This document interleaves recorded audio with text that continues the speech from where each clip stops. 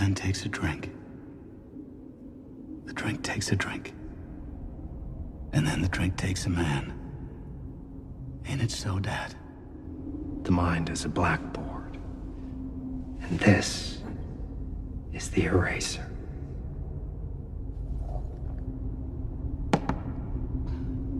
A man tries. He provides. But he's surrounded by mouths. And a family. A wife. A kid. Those mouths eat time. They eat your days on Earth. They just gobble them up. It's enough to make a man sick. And this is the medicine.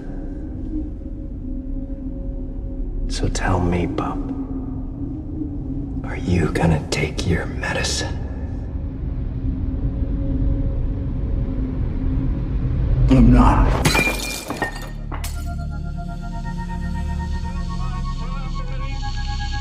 The only thing we have to fear is fear itself. No.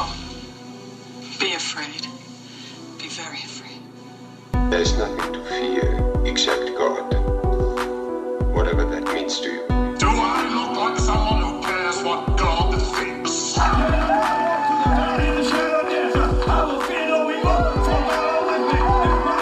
Why do I say this? Because we got Holy Ghost power! You're listening to a podcast exploring faith and fear, what scares us and what saves us. This is The Fear of God.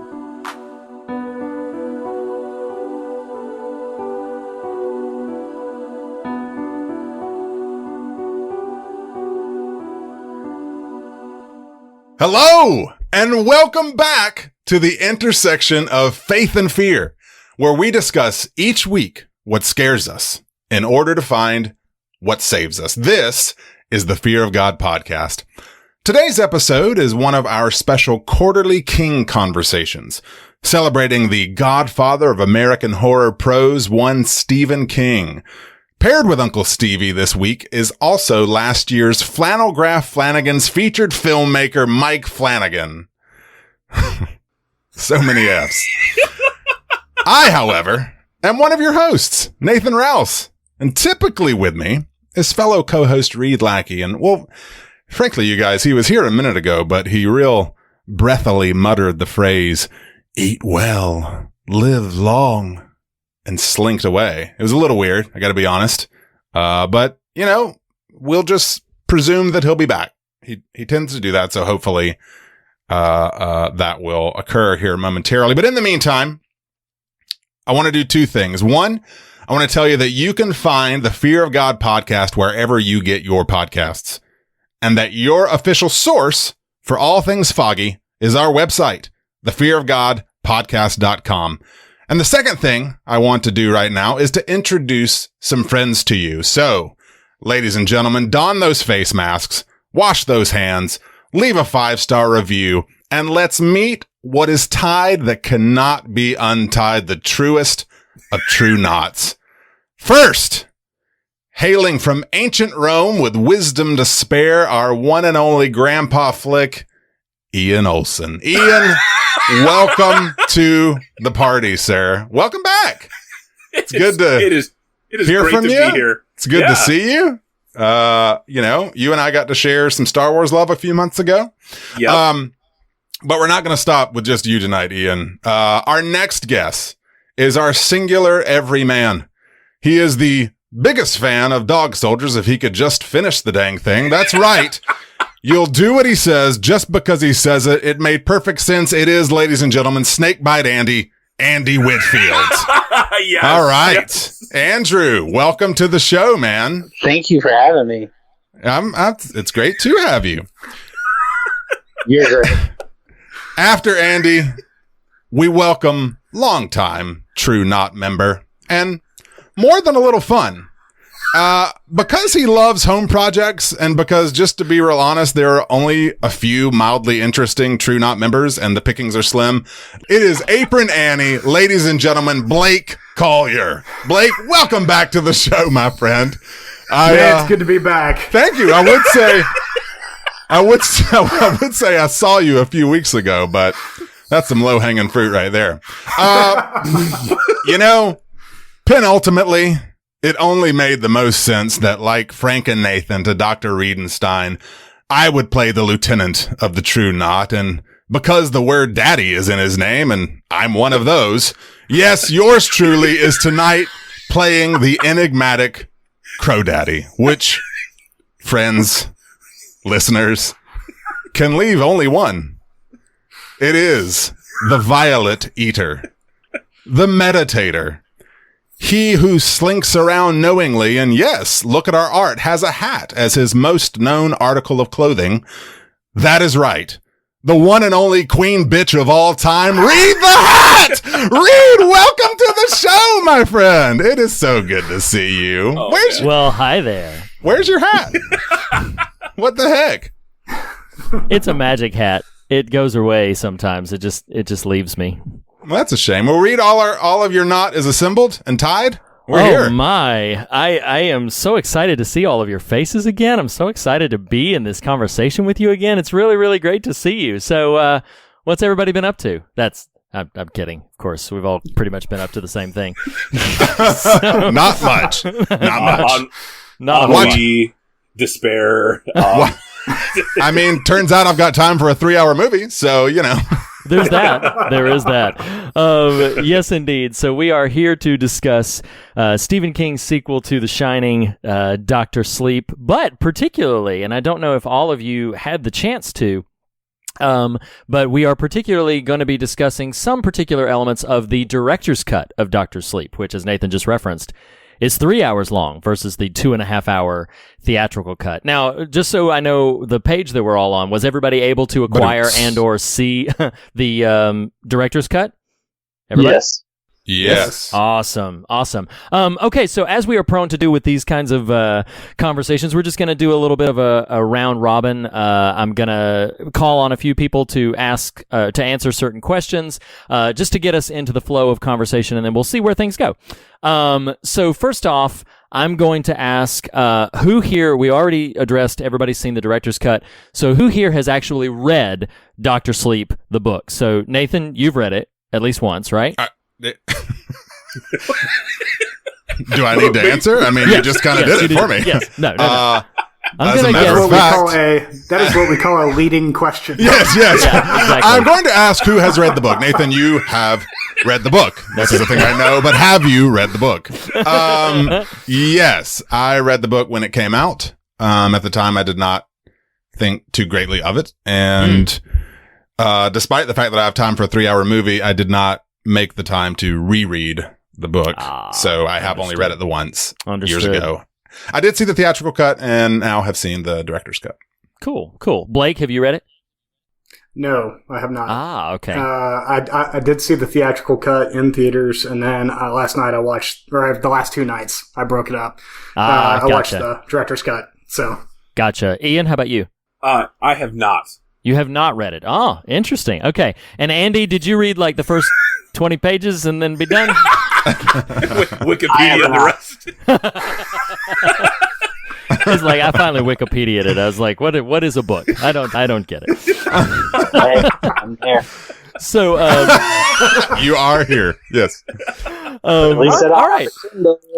So I will. Wow, that's some shade right there. So I have read Dr. Sleep, the book, and like Nathan, I did not totally care for it, honestly. I found it a bit disappointing. I did love the idea of revisiting some of these characters, but the novel itself is weak in a couple of places. I was going to ask, just based on how many people had read it, whether you preferred Flanagan's adaptation or the book itself, but not since there's not that much exposure to it. I'll just mention that one of the things that I'll pivot into this next question. One of my biggest complaints about the book, and Nathan, feel free to chime in with your feelings on your memory of it. One of my biggest complaints about the book is that the True Knot in the book feels very weak as a villain. So that question, which I'll then address to each of you for the film, is: do you think the True Knot as a villain, as a collective of monsters. Are they effective? Are they scary? Are they threatening? Are they imposing? Or are they a little kind of undermined by some of the mechanics of how they need to operate and what they're up against in terms of fading down and everything like that? Ian, I'm going to go to you first. How do you feel about True Knot as a villain? Cinematically, I think that they work, but they, like, for instance, when Violet is about to be abducted in the beginning, like, my wife gasped, when all of a sudden there's just more and more people looming in the woods beyond her and Rose.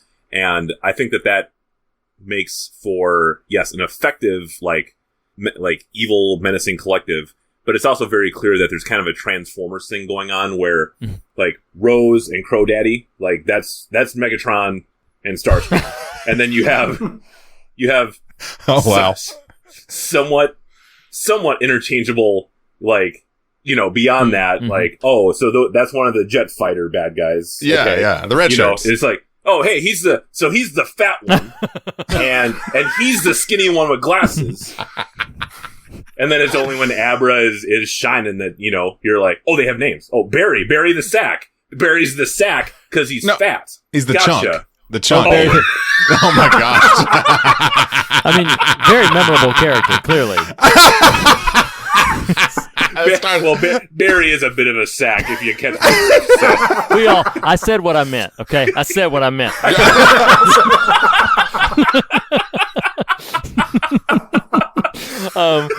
Okay, so Andy, how about for you? What did you think about the True Knot as villains? Were they menacing or not? I don't think so.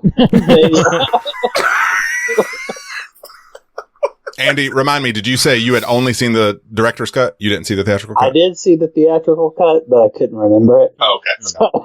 So I'm not sure what was in the director's cut that was new, but I didn't think they were that scary. I mean, they're just a bunch of abductors.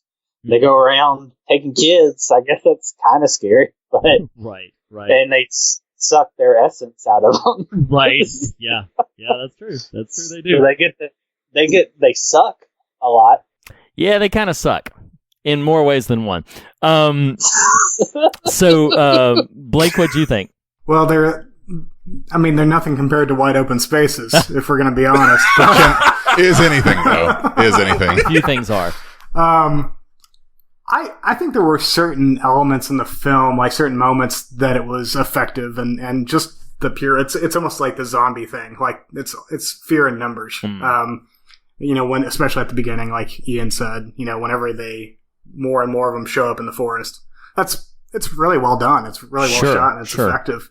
But as a whole villain, like really, I thought the most menacing person in the film was actually probably Crow Daddy. Just because it seemed like he was willing to pretty much do whatever it took to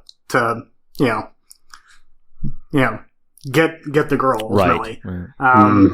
Maybe Rose to some extent, but really, I mean, I think Crow Daddy actually was the most menacing. So I think for me, like, there are certain aspects of each character in the True Knot that work well, but as a whole, it's not the greatest villain that King's come up with. Yeah, understood. So. And Nathan, what do you think? It's almost like they split the difference and in so doing lost something, meaning you almost need a ton of them to make them real visually menacing, or you need like 3 of them to give a lot of characterization. Instead, you get this like sort of baker's dozen that 3 or 4 have some persona to them, some personality to them, and the rest are just kind of hangers on. You're like, oh, okay. Literally one of them's called Short Eddie, and it's like, okay, whatever. That said, I will agree the performance for Crow Daddy and especially for Rose, I mean, Rebecca Ferguson just kills it. Like she really brings a lot of gravity to what is a very kind of silly drawn character, like there it is. What? Yeah. Landed. No, I mean, that's the thing. Like, when I saw the box for Dr. Sleep, I looked at the cover and I went, oh, okay. Because I just counted on, like, a carnival barker, and I was like, this is gonna suck. But somehow, Rose turned out to be, it's not like I was endeared to her. She's awful, but I also bought it. You know, so I the performance is strong. Yeah, the performance is strong. If you just tell me Rose the Hat is is the queen bad guy, I'm like, oh, okay, sure. Is that all you got? You know, it's like well, and it's even more monosyllabic name and an article of clothing. You know? And it's even more undermined in the novel itself. I know you'd said you hadn't read it, but one element that I think Mike Flanagan wisely excised for his adaptation is in the novel. And we'll talk about his death in just a few moments. But in the novel, when they kill the little boy Bradley, which is arguably one of the most uncomfortable scenes in the entire film, and it's that way in the book as well. Absolutely. But when they kill him, he has a small case of the measles when they kill him, and so by ingesting his steam, they have infected themselves collectively. So not only are they up against the fact that there's less steam in the world, that's what they are. They're kind of like a psychic vampire. They literally suck the what in the previous book, The Shining, is called The Shining itself. They suck that steam out of their victims, and by killing Bradley, they have essentially, again, infected themselves with a disease that is rapidly killing them. So I remember thinking, and I've read the book twice. I reread it in sort of forward-thinking preparation for this conversation, and I remember thinking, even when I read it, I was like, that undercuts so much of the threat, knowing that really all they have to do is evade for a period of time, and the True Knot are going to just start dropping like flies, like something that doesn't happen in the film, but in the book, literally 3 of them die from this measles thing before they ever even encounter Danny and Abra. And so it's one of those things that, again, I just feel like they would have been so much more effective as villains if they had been more menacing, if there hadn't been some sort of things to undercut them in the plot. And I think Flanagan, again, wisely excised that other element from their threat to just add a little boost of they're a bit menacing, but struggles a little bit with the characterization, as it were. So I mentioned The Shining. Let's first address the Shining itself. So, I don't know if we've talked about this before, because I believe, if memory serves me correctly, when we did our Quarterly King on The Shining, we did not have our quartet here among us, so it was just Nathan and myself. A quick round robin of whether or not you prefer, if you've read it, Stephen King's book or Stanley Kubrick's film, The Shining. Nathan, you and I have already spoken to this, so the listeners probably know our thoughts that we, I think, by and large, prefer the book to the film. But is that, am I remembering it accurately for you? Yeah, I mean, I respect the film. It has a place in the canon, a very high place in the canon, but in terms of affection, the book definitely wins for me. Gotcha. What about for you, Blake? Yeah, definitely the book. My love for the Kubrick film has kind of waned over time, mainly because the more I find out about all the stuff that happened during the shooting of it, it just makes me less enthused about watching it.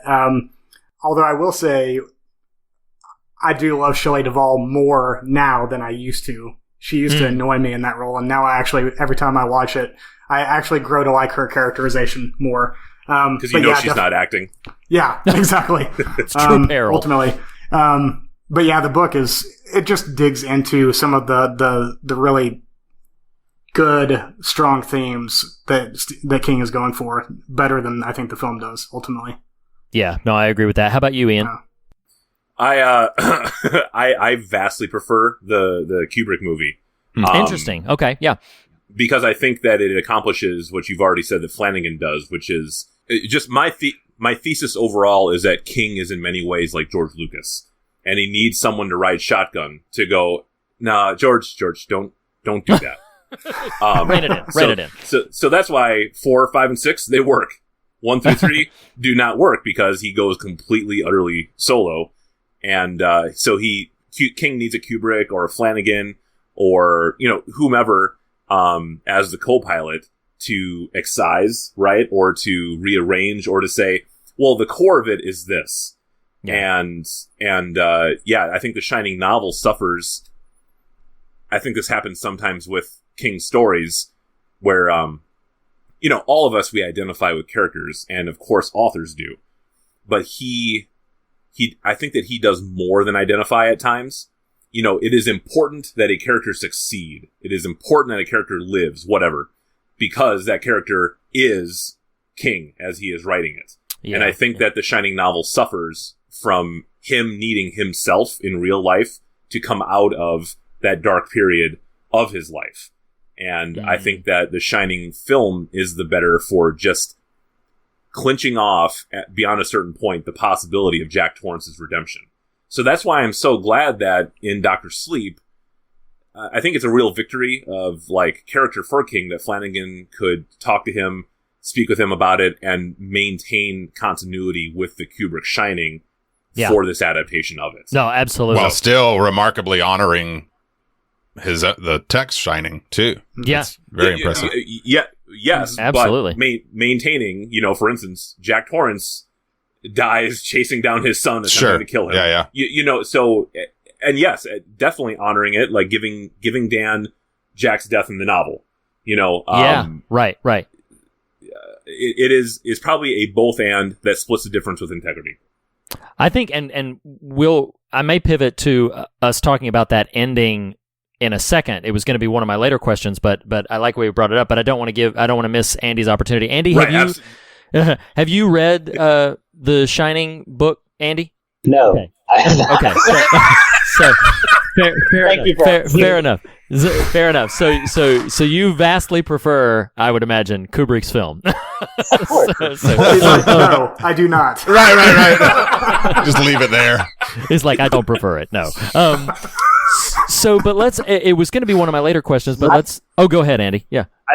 I mean, the only thing I can compare it to is the TV series. There you go. And so I prefer it more than the TV series. Certainly. And the TV series was kind of King's attempt because it's popular Stephen King lore that he was very frustrated by Stanley Kubrick's adaptation because Kubrick was much less interested in the things that King was interested in. And I think we've all collectively at one point or another mentioned that like The Shining is one of, for its time, King's most personal books because he, in many ways, is Jack Torrance. He was fighting against his own addictions, feeling like he was haunted by his own demons, and so that character is very personal to him.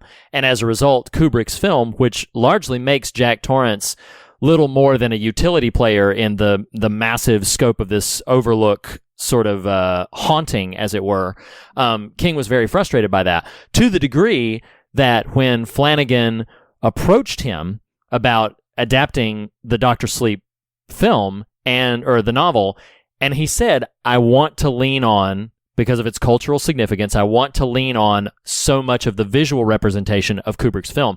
I don't know how widely this was publicized, but King said no. And he said, I won't let you do the adaptation that way. And Flanagan, this is a bit apocryphal, but some featurettes on the film Dr. Sleep sort of unpack a little bit of this, where Flanagan had to try a couple of times, and eventually what he did was he pitched to him the ending that we have for Dr. Sleep the film. He pitched to him, he said, what if we did this? And he pitched like essentially, what if I blend the ending of the novel The Shining with the ending of the film Dr. Sleep and give, I forget who among us said it, but I think it was Ian, basically like give Danny Jack Torrance's death and Jack Torrance's shot at redemption. What if I did that?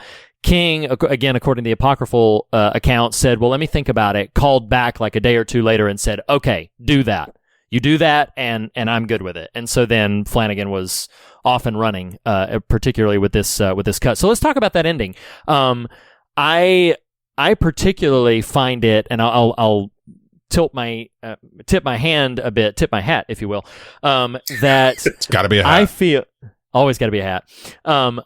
I think what Mike Flanagan, and this is a big statement. I know it's a big statement, but I think what Mike Flanagan has accomplished with this adaptation, if not unprecedented, is undeniably remarkable. He has managed not only to be an effective adaptation of Dr. Sleep that is arguably better than the book itself, but he has also managed to reconcile, after like 40 years to reconcile this long-standing disconnect between the story King was telling and the story Kubrick was telling in a way that I personally find very, very effective. Now, that's my cards on the table, but I want to hear what you guys have to say. Blake, I mean, how did you feel about the ending and the way the film used Kubrick's Shining, etc.? Oh, it completely worked for me, actually. His attention to detail, the sets, aging down the hallways and things like that. Oh, yeah. Even getting the actors to play the roles. Like, I don't know how he pulled it off, but he got some really good acting out of some of those. And those are actors from various different indie horror films. Like, sure. I looked him up after the first time I saw it. I was like, oh, that's where I know her from. So it was just like a long line of that for a good evening. And I marveled at the fact that he was bold enough to try to pull that off, because most people wouldn't be able to pull that off. And yes, like, you can see some of the seams, sure, but the acting is so effective, and the way he shoots it is so effective that it did not bother me at all. And actually, I enjoyed it more because of that. And I actually think this is a better film than The Shining, ultimately. So no, I got you. Andy, what did you think Put that about on the box? put that in the box. No kidding.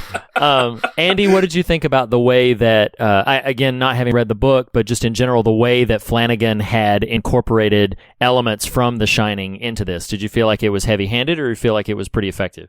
I thought it was pretty effective. I liked all the cast of characters that came back. What is his friend? But I thought that actor did a really good job of, like, he's great. Who he was, and like when he was a kid, or when Danny was a kid, like him coming back and talking to him and helping him defeat the demons of The Shining. Absolutely. The boxes I thought was great, and I don't know, for me, The Shining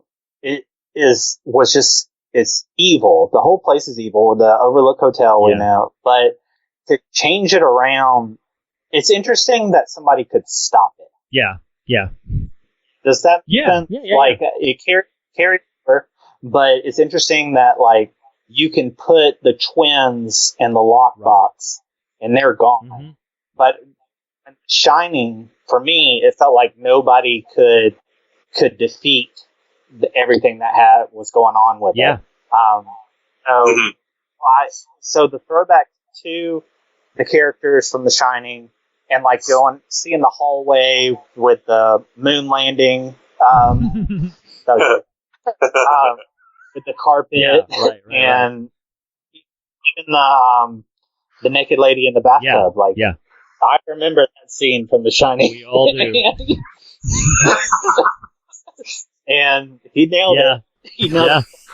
Well, and so I know we're being a little trivial here, but like the other thing is, you said something really important, Andy. You said The Shining, it feels like you can't defeat the Overlook Hotel, and that is one thing I will give Kubrick, and that I feel that way about King's representation of it in the novel, is the Overlook as just a place, and the way it's populated with these ghosts feels unescapable. It feels like you are never getting out of this thing. And we had just spent a lot of time talking about how the True Knot don't really work as villains. And so it's really remarkable the way Flanagan was able to play around with that whole, like, Danny has tapped into something that, like, he's found a way to stop this. He's at the very least to keep it contained. I love when he sees Halloran again at the nursing home, and he says, like, what happens to them when they're in there? Like, do they die or whatever? And he says, do you care?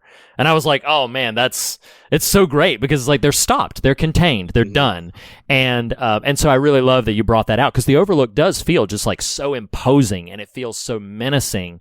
And I love. Well, I think to that point, can I jump in? I think to that point, though, that's what was always a struggle when Dr. Sleep, the novel, was first released, is The Shining is like American pop culture firmament at this point. Yes. And the casual consumer of that considers The Shining a haunted hotel story. And so what has to happen in Dr. Sleep is re-mythologizing the whole universe that it occupies, right? Right. And I think that was something that was always a struggle with Dr. Sleep, the book, is like, and we're all avid King fans here. It's arguable outside of Reed's insistence that Stephen King is why the fear of God even exists. But it's why when a book like Dr. Sleep releases, you're like, the true not? What? You just, what? You know, it felt like a downgrade in terms of threat and malevolence and potency. Now, to Flanagan's credit, I think in order for Dr. Sleep, the film, to work, heck, in order for the book to work, but especially for the film, there's so much buy-in that has to happen. Yeah. Right? Like, you really got to say, okay, I am here and I'm plugging in to what you've got for me in a way that isn't kind of asked for sometimes by films for good or ill. But if you choose to buy in on the director's cut, especially, it's a very rewarding experience. Yeah. Oh, absolutely. Yeah. But simply to that point of, I hope I didn't steal from Andy's time, but like your question of the melding of The Shining and Dr. Sleep in the film, like so much is asked up front. Like when I'll be real honest, when I went to see the theatrical cut, one, I made the glorious mistake of going to like a 9:30 screening, which was just stupid. Yeah. Okay. Yeah. And barely survived. The Overlook was the theater and almost ate me. And thus came out pretty apathetic, to be perfectly frank. Sure. Even though I love Flanagan's work, I was like, well, I guess. And so didn't know how I would take to the director's cut. And maybe this conversation will reveal the word love for it, but I came away appreciating it a lot more than the theatrical cut for sure. Yeah. Just because it takes its time. And again, if you're willing to buy in on all of the earmarks of the story, there's a lot to be found there. Because it's nearly 30 minutes long. Well, it is 30 minutes longer, and nearly every additive in the director's cut is a character-based fleshing out. It's something that's longer dialogue. It's something that's more substantiating to the theme of what he's after. And I do feel like, to your point, Nathan, about how going to see it late at night, it's also like The Shining can feel a little slow paced to like a first time viewer, but really ratchets up the tension as it goes on. Dr. Sleep feels, hear the nuance with the choice of word I'm using here, but it feels a bit more intimate, which seems odd, but like Dr. Sleep feels like a more intimate experience.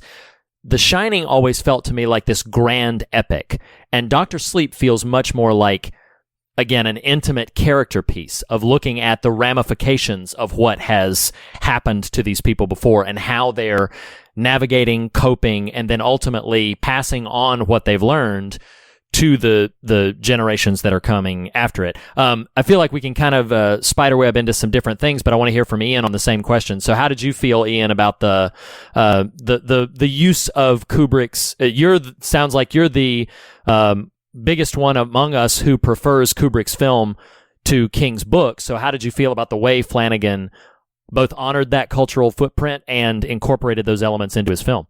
Well, I want to kind of like thread around the knot that you were just tying, and Nathan, where like I think that Kubrick's Shining. Thank you very much. Thank you. Mind blown. I think that Kubrick's Shining is like you said, an epic, and I think it's like an inside-out epic. It's massive in the space that it inhabits, but it's also like a negative space. So it's like an inside-out epic. There's not a large cast of characters. It's just that the setting is deep and spacious, but so is a black hole. That's the feeling of Kubrick's Shining, and so I think that it's claustrophobic. It's not epic in this expansive way. It's epic in like a star collapsing kind of way. And you are circling the event horizon for a while before you are just sucked into crushing nothingness. And that's why, tonally, the inside out epic of The Shining has essentially, there's existential dread, and then it turns into total horror, by the end, by centimeters as you traverse the film. And then Dr. Sleep, while inhabiting that same universe, yes, I would agree, it's more intimate in that, there's more than one or two tones in it. The Shining is gray and then jet black. And Dr. Sleep definitely has jet black, definitely has gray, but also there's actual shine in it. There is actual, luminescence that comes out of Dr. Sleep. And that is because it is a very different story. So again, Flanagan is probably the only person that could meaningfully adapt Dr. Sleep into a film, because we know that he handles, I was going to say a trauma. That's true. It's just that, it seems like every horror movie the last 2 years, the byline is always a film exploring grief and trauma. And it's okay, yeah, that has its place. That's important. But can we look at something else with horror? I think it's well equipped to do that, but Flanagan does it in a truly personal way that it touches lots of different viewers, whether they have deeply caustic experience with genuine trauma or not, because it just, on that gradient of hurt, Flanagan can tell the story in a way that every single one of us, whatever our background and its pains, we can say, yeah, man, that's it. I need to go along this journey also. Right. I need to return to the Overlook. Because I think in other hands, it would just be guess what? Now we're going back to the Overlook! Right. And it's I don't want to see that. Give me that soundtrack. Well, absolutely. That was great. Yeah, I completely understand what you're saying. In the novel, and I felt this way when I reread it too, in the novel, going back to the Overlook feels more like fan service than it does in the film. In the film, yes. There's a lot more, I don't know, in the film, I think Flanagan really substantiates more why Danny is taking Abra, I think I called her Abra earlier, but taking Abra back to the Overlook. In the book, Dr. Sleep, it feels painfully we're making a sequel to The Shining, so at some point we got to go back to the ruins of the Overlook. Yes. It holds no significant plot point to it. Yeah, go ahead, Ian. Yes, and having, again, I haven't read it, but that would have been my suspicion, that it would have been the King textual equivalent of, the Hound and the Mountain fighting. We don't need... Sure. This doesn't have to happen. I don't know what base you think you're satisfying with this. Sure. Yeah. But it's not the people reading this. And yes, I just innately felt like, who else is there who can actually do something substantial with the grown child returning to the haunted house? Yeah, right. And it is only Flanagan in the field. That's a good point. Nope. I agree with you. And yeah, it's funny to look at how much cousins Dr. Sleep is with The Haunting of Hill House, and how related they are to this whole, just the themes that Flanagan is certainly interested in. Even Oculus and Ouija, Origin of Evil, all those have a similar byline. No, absolutely. I wonder what happened in his childhood that he's trying to work out in his films. Okay, so we talked a little bit about the performances. So what I'm going to do is, I had a slightly different way I was going to go about this, but I think I'm just going to go around and say, touch on at least one, but I would say try to limit it to no more than two, at least one performance that you really responded to. It could be a main character or otherwise. And then if you have one, mention one that maybe you didn't care for as much. Nathan, I'm going to start with you.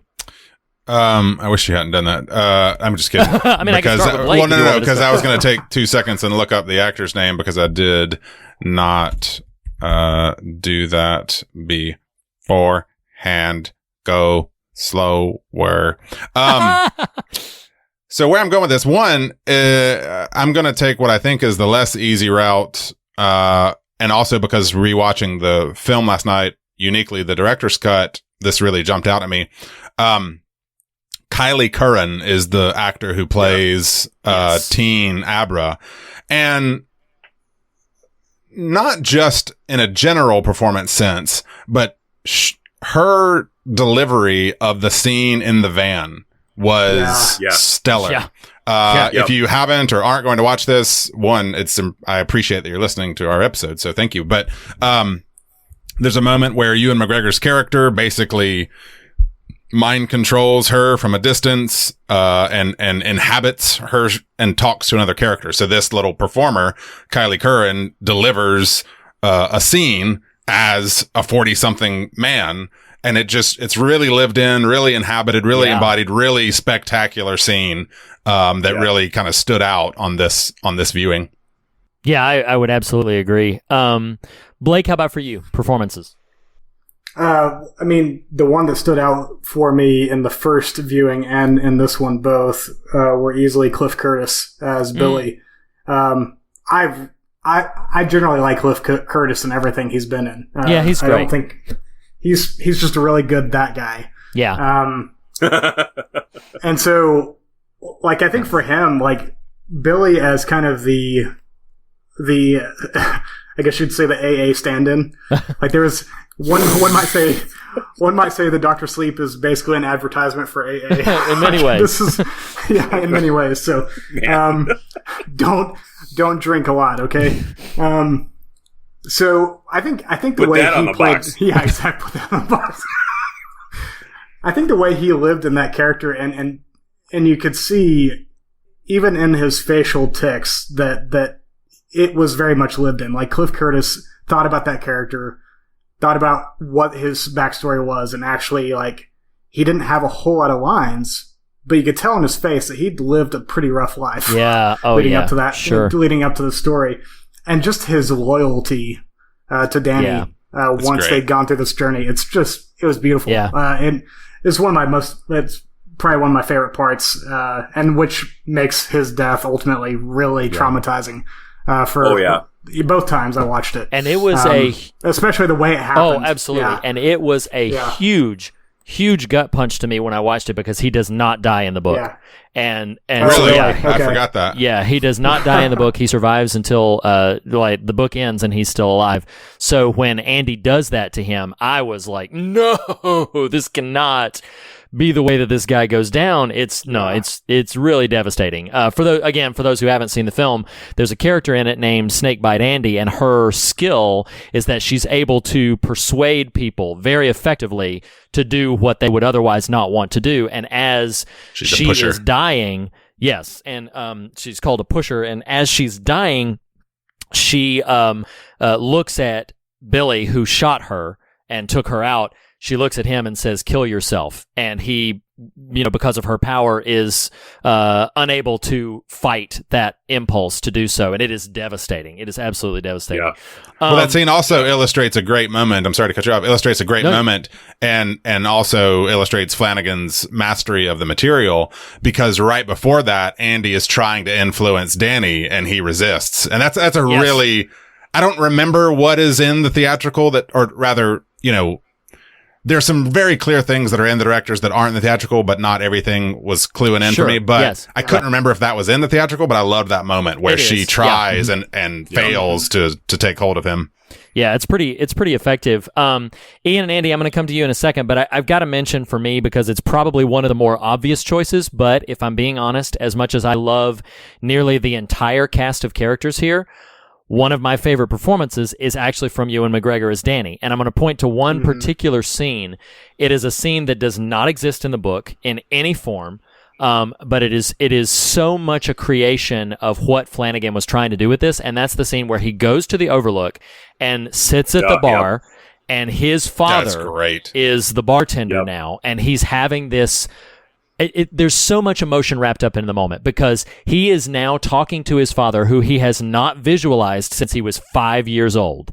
And he has been so haunted. We had that scene earlier when he was at the AA meeting, and he was talking about getting his pen and saying, like, yes, but this one is for my father. This is for Jack Torrance, So now he's talking to him, and the moment that Ewan McGregor just blows me away is when his dad builds up that substance of, you're going to take your medicine. That's what this is. This is the medicine. And so he puts it in front of him and he says, "Are you going to take your medicine?" And again, I don't know how much of this was Flanagan tilting something and how much of it was Ewan McGregor like embodying this could have been an unattainable view of a melding of both. But Ewan McGregor picks it up and sets it down like a couple of times. And then finally when he says, "Are you going to take your medicine?" tearfully, like almost breaking down, his voice almost breaking down, he says, "I'm not." And I was just like, the swell of emotion that's wrapped up in that. Like, I'm not going to make the choice you made. And it's powerful to me. It was very affecting. Yep. I felt like Ewan McGregor could have coasted through this role because, honestly, Danny, as a drawn character, is only interesting because of his story. He's not interesting just as a character. He's only interesting because of he was the child from The Shining. But in this context, Ewan McGregor brings so much to the role that he's consistently interesting. And I thought that was pretty remarkable and something that, because he's the star, might not be touched on quite as much. But Andy, what would you say, just performance-wise? One that stood out or maybe one you didn't like? What your pick? Well, I really like Ewan McGregor as well. Sorry, I stole your... I just whipped in like... Just everything that Reed said is what I feel. That happens to me a lot too. But I guess since we're talking about performances, and the one that stuck out, I do agree with Reed with him meeting his dad again. But when he has slept with the woman at the house and the baby comes out, like how he handles it, like because his initial reaction is, she stole my money for us to do coke. Let me go through your purse. There's food stamps. Oh, here's the money. Let me take it. And then the baby comes in, and he's almost like, I don't even care about this until his friend shows up, until Dick shows up and changes his mind. And then to go back to where when he's laying in bed, falls off the bed, and the woman and the child are there saying, "You still haven't found me. You still haven't found me." I think there are a lot of things that Danny could have done to be, he could have not been an alcoholic. He could have used the shine to help other people to do all that stuff, but he's still haunted by leaving that little family. He's hearing things from Abra, but isn't taking part until finally. So, I like the arc of Danny becoming something better than he was, which is so huge to the theme again of The Shining and of Dr. Sleep. It's a lot of what he's trying to capture is just this notion of you're haunted by all of these things. Yes, traumatic things were done to you, but you also perpetrated a tremendous amount of pain and suffering in your own right. And I love the scene when Halloran is talking to him at the nursing home. And Halloran, if it's not explicit, is a ghost in this version. In the book, Halloran is alive for a good chunk of it because his character survives the Shining novel. He does not survive the Shining film. So Flanagan wisely made him a spirit that Danny would occasionally speak to. But I love that line where he says to Danny, he says, "You're a good man, but you have a debt." And I thought it was so powerful because there's so much richness to that implication in a number of ways. I actually wrote down that line. In fact, it seems to me you grew up fine, son, but you still owe a debt. Yeah. Oh, that's powerful. It's so powerful. That's powerful. Because it isn't just, there's so many ways that you could take it. I mean, we could spend the next 20 minutes unpacking just that line alone and what it means to his character. Yeah. But yes, no, totally agree. I just want to throw out here, because Flanagan is such a formidable writer. Reed, while we're on Danny's character, both you and Andy referencing him, but the bar scene, one of my favorite lines in the whole film, but though it's heartbreaking, is Dan summoning the nerve to resist the spirit of his father's overtures. And he says, "Man takes a drink, drink takes a drink, drink takes a man." Yeah. I was like, "Dadgum." Yes, that's it's extremely powerful. There are a lot in this film. Actually, we'll get there in a second. Ian, I wanted to give you a chance to speak to performance real quick, and then we can get into some script things. Yeah. So, the performance of Abra is amazing, and And I just have to echo you and Andrew both. Like, Ewan McGregor hit a really central spot for me. For me, also, the linchpin is, I call it the temptation scene, at the bar, the Overlook, because that is the moment where everything thus far can be totally unraveled. The same way, like, I love the mirror image of it in The Shining, because Jack Torrance doesn't take a drink. It's just him submitting to the temptation to escape his problems the same old way, and then everything goes downhill from there. So even just taking the mental equivalent of a drink is what will undo him. And having it's such a Adam Christ thing where Dan goes back to the exact same spot and has the exact same temptation offered to him, and with gritted teeth says no. Right. Where the first father failed, he lands it. But Ewan McGregor is able to pull off, over the course of the film, the pathos of an adult child of an alcoholic. Because when he gets his 5-month coin, he says, "This is for Jack Torrance. My father stood here once too, and he wanted to get better for me and for my mom. This is for him." He exemplifies how the child of an alcoholic loves their parents. But in that bar scene, he also, at the very same time, can tap into the hostility that the child of an alcoholic feels. That every day wants to say, "Why the hell are you doing this? I don't deserve this. What is wrong with you? What is the matter with you? Do we not matter to you?" And he can do it with the measured, the control of an adult. It is so clear that he has wanted to say these things for 44 years. And it's not him flying off the handle. And that's what I mean. He's able to walk that line where he loves his father, and he has words he needs to say of deep anger and resentment to the same person. And it's hard to do that. It's hard to live that in real life. And then to make it believable in a film, I have to imagine that's also very difficult. I think that what you were saying about Dan Torrance as a character, like, not being very interesting apart from his story, I think we even see that in the film, though. Because Abra, the inside of her mind is a whole wall of file cabinets, right, that can be searched through.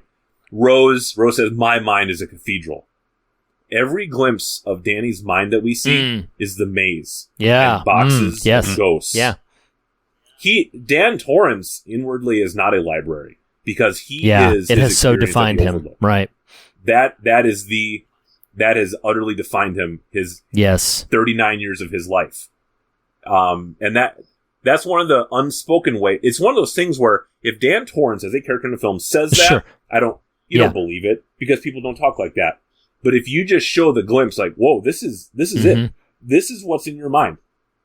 As far as I can see anywhere, it's this maze where your father tried to chase you down and kill you, where you keep all these dead people interred to keep them from frightening you. That's really all there is to you. And it's deeply sad. And you mentioned something. It reminded me of the moment. And if my memory serves, because in preparing for the conversation, I only watched the director's cut. I have seen the theatrical cut before, and I believe this was new to the director's cut. Was the whole moment of where, like, he changed his eyes so that his mom would not keep seeing his father in his face, And that, I think, is an addition that is exclusive to the director's cut. Even him admitting it to the vision of his father at the bar, but saying, like, I changed my face. And if I'm correct, a diligent listener may say, like, oh no, it actually didn't go that deep. At the end, when he sees the vision of his mom, if my memory is correct, it's his pre-changed face. It's his true face. So his mom is looking back at his younger face that still has the vision of his father and connection, because it's all reconciled at that point, because it's all together. He has now, in his own way, made right what was so busted and broken and devastated from before. And I found that just immeasurably beautiful. I thought that was really wonderful. I mean, we can still bounce in and out of some of those particular specifics if you want to, but let's talk for a couple of minutes about the script in general. I feel like we all ignored Rebecca Ferguson, and she's amazing. I left it on the table because I thought someone would take it, but yeah, she's amazing. Sure. Yeah, no, she really takes, as we've said about Ewan McGregor as well, like she takes a character that, I think it was Ian earlier mentioning that Rose the Hat could be pretty cardboard and could be pretty just almost a silly caricature, but Rebecca Ferguson does a great job of embodying the menace to it. I think she's really effective in some of her in her scene walking up the stairs intimidating Danny. That's great. That is great. And I love that when he's like, you know my answer, and she's like, okay, we're doing this or what? I'm like, oh man, it's great. Yeah. It's really, really powerful. That was good stuff. So let's talk for a second about the script. We tossed out a couple of specific lines. Anything you want to say about the script? I'll go first, but anything you want to say about the script, or if you have a line that you wrote down that you want to make sure gets mentioned or something.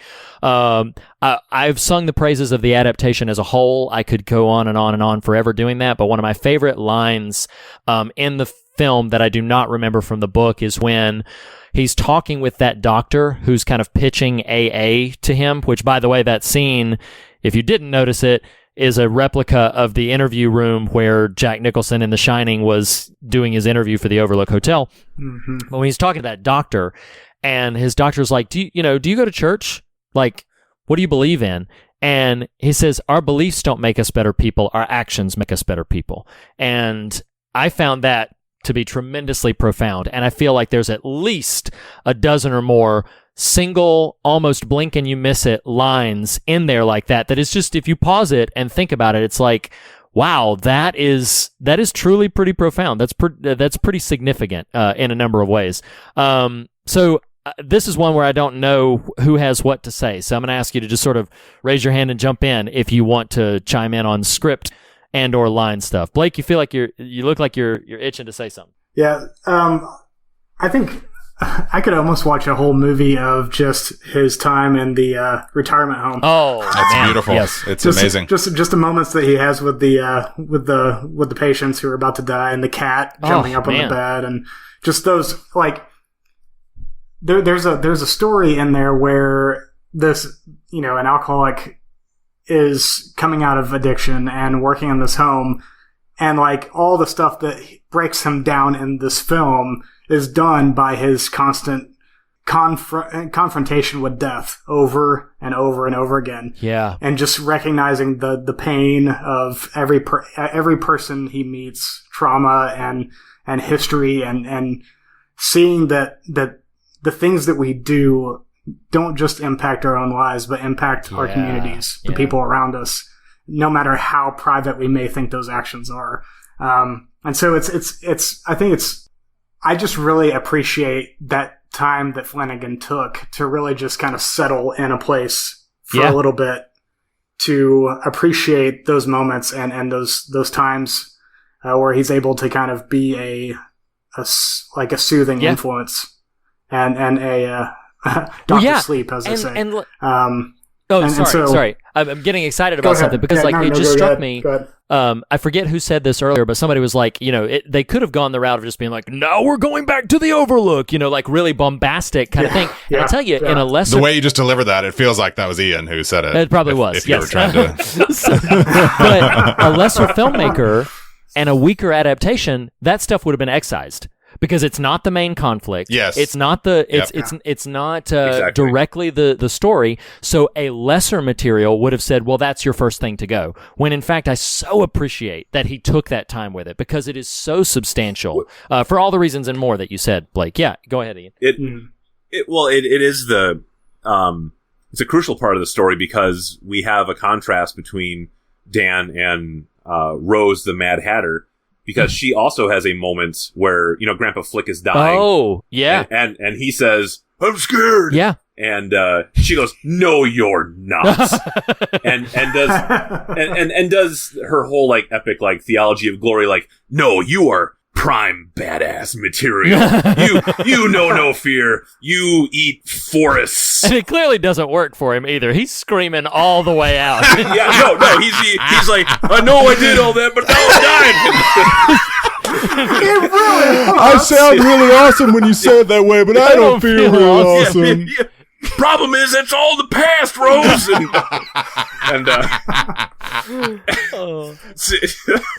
Wow, that totally sucked the steam out of the pathos of what I was going for. Sorry, but Dan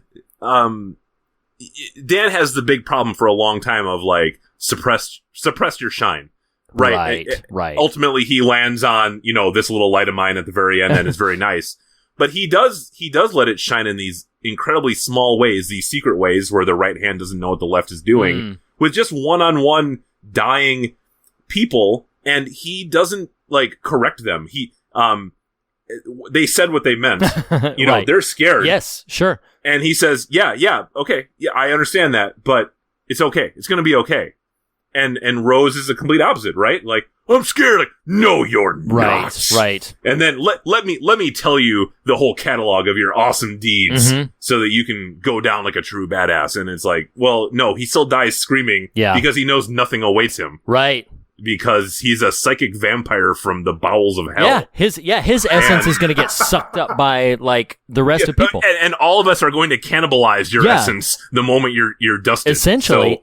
and the contrast there, I love what you're scratching at, because like hers is pure ego, is like comfort by ego. Yeah, exactly. Like, you're amazing, you're awesome. Whereas Danny is taking a much more subdued approach. Like, it's like peaceful and everything. And his patients are truly comforted by it. They're like, no, you helped. Exactly. This helps. And I love the refrain that they keep bringing in. Flanagan has, in at least 2 interviews I've heard, expressed that, spiritually speaking, he's an agnostic. But I love very much that there was this subtle little refrain of when they're talking about this vastness, the people are dealing with fear that there's nothing after it.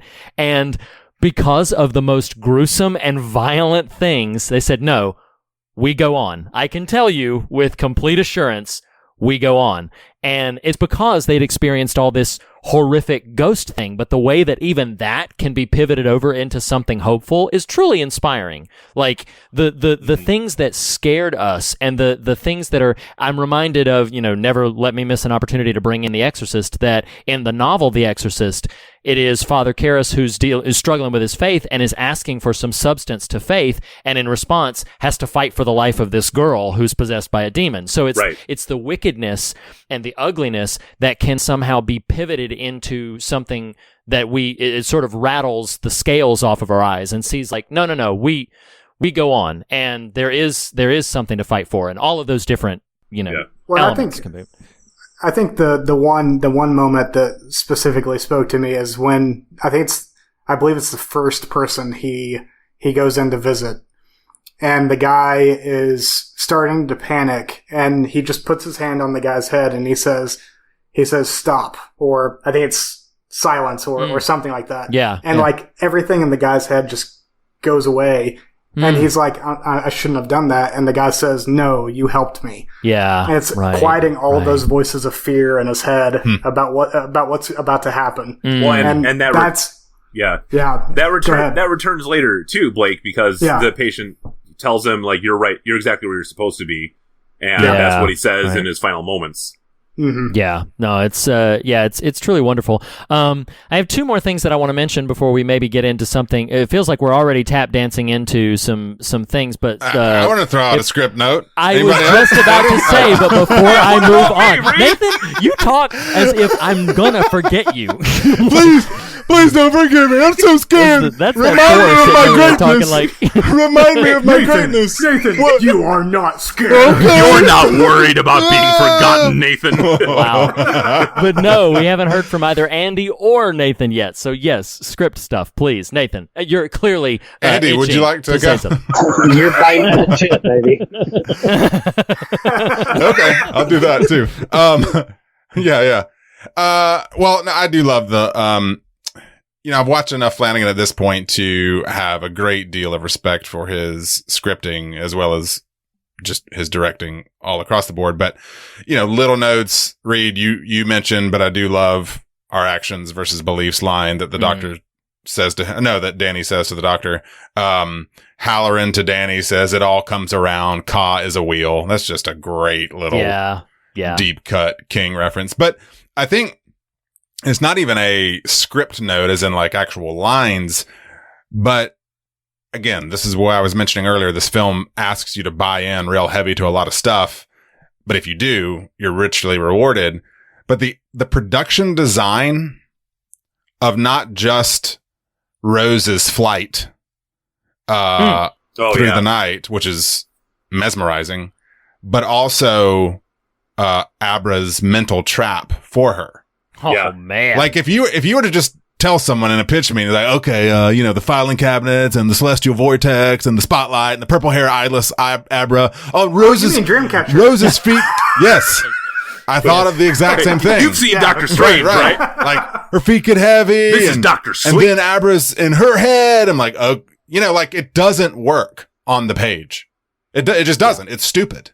But it really works in the film. Yeah, it does. Part of it's the commitment of the performances. Part of it's just the ratcheting menace. Part of it's you're concerned Abra's going to get drunk on her own power. Like there's a lot of stuff that's going on there. And I just love separating from that scene. I love the intersection of the baseball boy's death with Abra screaming with the appearance of red rum. Like all of that together is really effective. Oh, that whole payoff is so fantastic. Andy, we're gonna get to one last thing before we pivot into theme. But Andy, you got any script and/or production notes to comment on? Nope, I don't. Nope. They took them all. So Nathan, you just mentioned Bradley's death. So if there is a moment at which the True Knot feels genuinely very imposing, it's with, and Flanagan did it on purpose. Like Jacob Tremblay is nowhere in the promotional material, and at this point, he's a pretty popular and famous and known child actor. So he knew that most people were probably going to have the experience of, oh, that's Jacob Tremblay. Like I know that guy. I saw Room and I saw Wonder, and like I know that little boy. And so then to put that poor kid through what he puts him through, because it's like you feel like the film is not going to go there, and then it finally does. So this is a two-part question. Feel free to answer either or both parts when I call on you. But do you feel like that scene is valuable to the story? Is it necessary? Does it go too far? And kind of pivoting out of that, are there other elements that you feel like are truly sort of scary or haunting about what the film delivers? And so, Blake, I'm going to come to you first.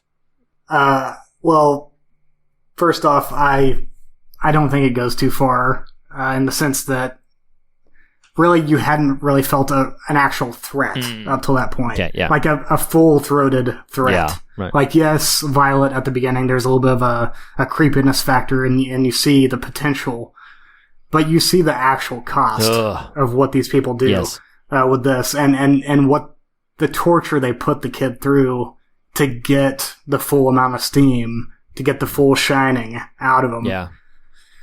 I mean, it's troubling to watch. Yeah, it's uncomfortable. Yeah.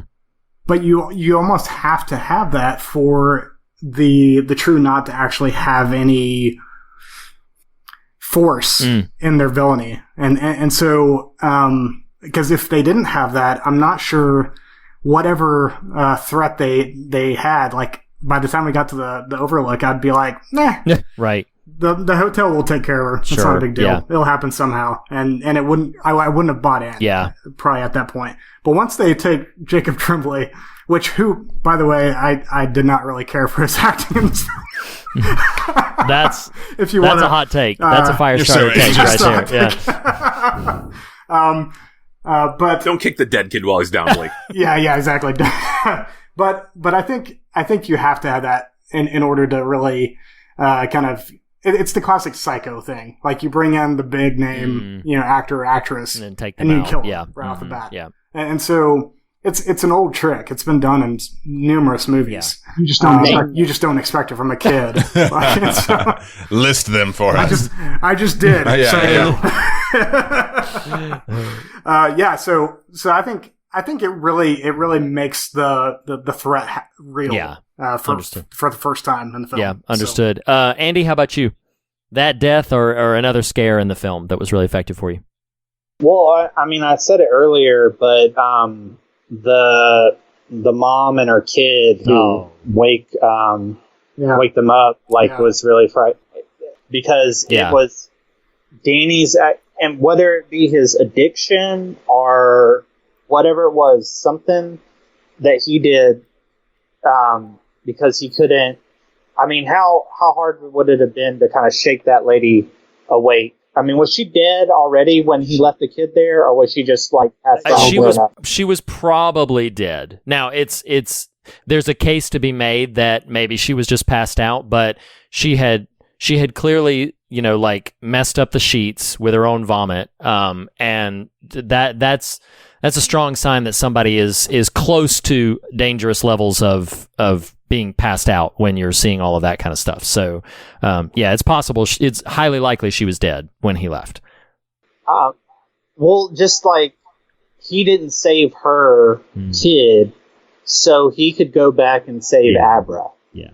He had the opportunity to. I mean, that kid could barely walk and stuff, and he left the money to help out, but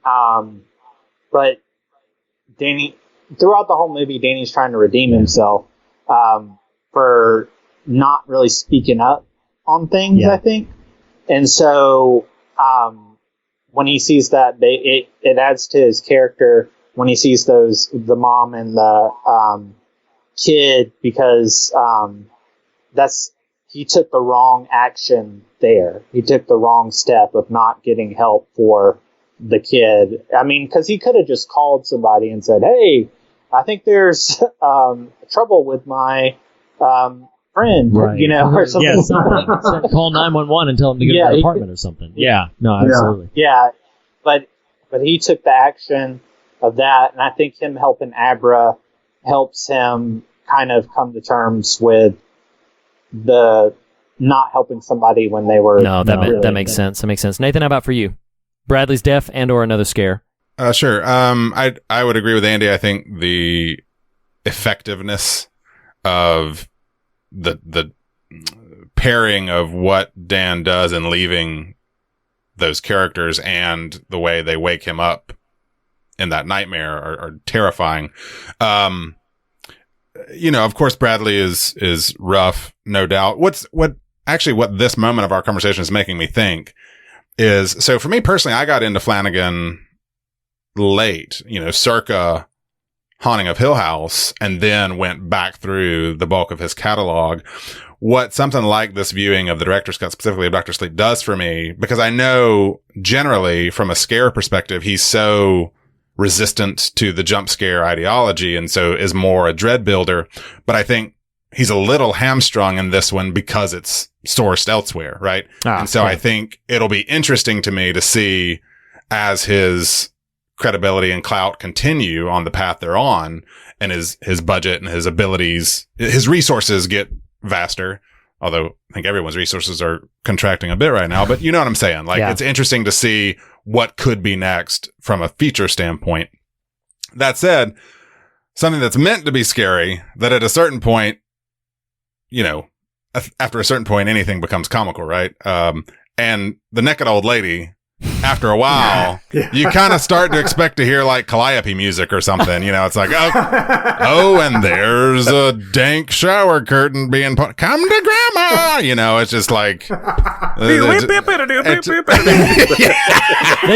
that actor. She starts doing a little jig. They said that actor, when they're walking around on set, because she's wearing a full body wetsuit, so she does not feel naked. That's a great moment. Yeah, I saw that. And they said that she would just be sitting at craft services and the robe would fall open and everybody's like, "Oh my god!" But she wouldn't know. She wouldn't know because she doesn't feel. That's naked. How it works for me sometimes. Yeah, too. sure. Yeah, let that sink in. Disrobed. Come to grandma. Why are you wearing that stupid man suit? Why are you wearing that stupid naked old lady suit? Ian, how about for you before we pivot over into theme?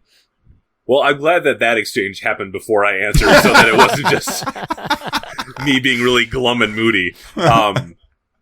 Because like the way that there's a severity that keeps ratcheting up from it is really, really heavy to see the neglect that happens with the baby. Mm-hmm. Yeah. Right. Yeah. I mean, it's just oppressive. Yeah. I mean, immediately when the baby is still alive, but has a clearly soiled diaper, and you can just tell like this kid is alone often and is left crying often, and it's immediately heavy, and it's ratcheted up by just a really awful scene. Right, like they're dead.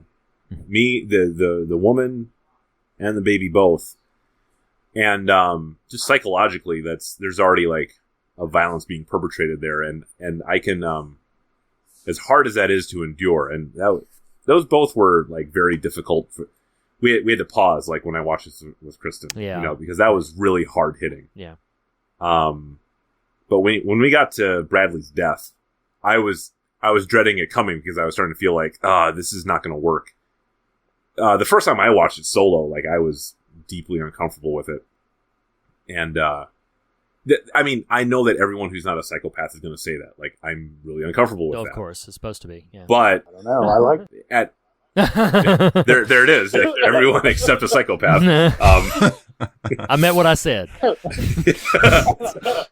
But yeah, at risk of sounding like a prude, like I'm just not sure if it's right to depict like a child suffering like that in the prolonged way that the film does. Like my wife was pretty unnerved by it. To me. Yeah, my wife was pretty unnerved by it. It was a moment when it would have easily been understandable if she'd been like, all right, yeah, I'm not watching any more of this. Like, you go ahead and finish it. But yeah, and again, it's not like I get it. Like the true knot hunts down children. Like, I'm not saying don't have that. Yeah. And it's not like I've never seen Law and Order SVU, like something like that. I just mean there's a difference between like, hey, this happened, right, and here's 7 minutes of a child being stabbed and screaming for his life.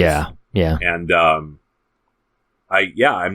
not sure if it's right, that or like that really awful scene in that Exorcist prequel where the child is being like eaten alive basically by dogs. Right. Again, I that was an odd pivot there. No, it's true, but like, I'm kidding. Yeah. I've never seen it.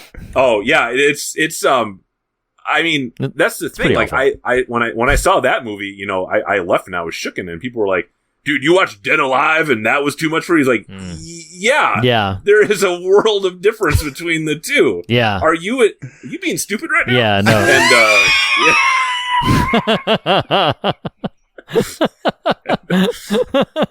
And yeah, look, I feel already the like oh that's how Ian feels, huh? Not from you guys. It's just no, of course. I've had these conversations like with other people who have like a tighter sense of like restrictions on what should or shouldn't be depicted. And I'm just now in the position where I'm just feeling like, I just don't know if that is right. And I don't mean to sound like a prude. No, I don't think that I'm being one. No, not at all. That's, I just, I don't know, man.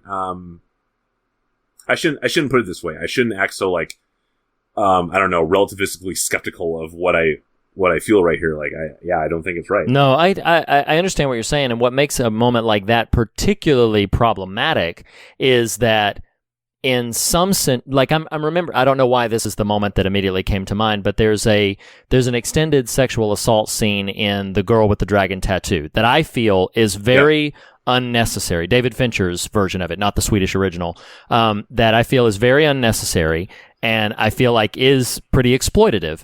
And I've heard some cases and defenses be made like here and there. What makes this moment in Dr. Sleep so particularly challenging to excise is that in the adaptation of it, this is not only the thing that the True Knot does, but it is also the way that Abra intersects, and it is also the way that Danny is brought into it. So it is such a nexus for the overall story that it is really, really difficult to do away with the moment, although it feels I was watching this film with my wife, and those minutes were more uncomfortable than I think I have ever been in any film we have watched, because I'm like, this... Ever since I watched Basic Instinct with my mom.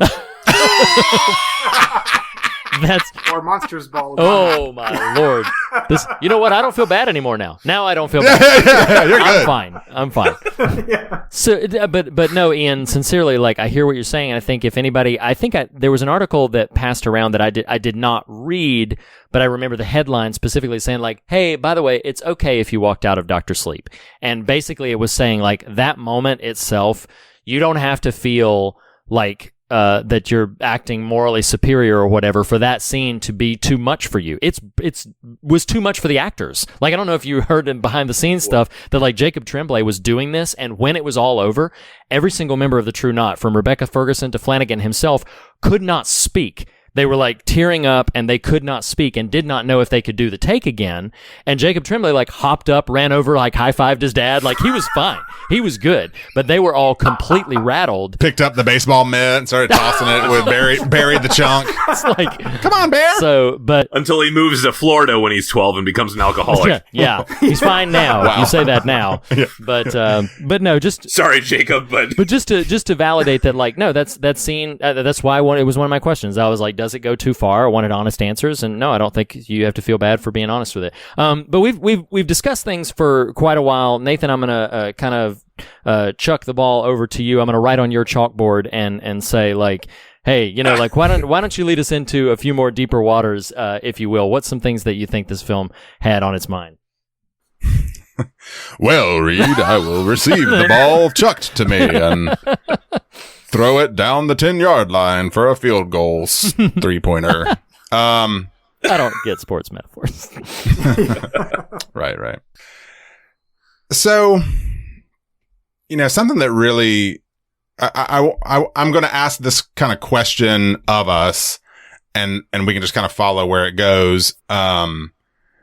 If need be, introduce other ideas. But the first time I saw the film, even with my ambivalence to it, that has turned around a good bit with the director's cut, is that a line that really jumped out to me was, it's one of those blink and you miss it kind of lines, but it's where Crow Daddy is talking to Rose. It's probably about half or 2/3 through. It's not early.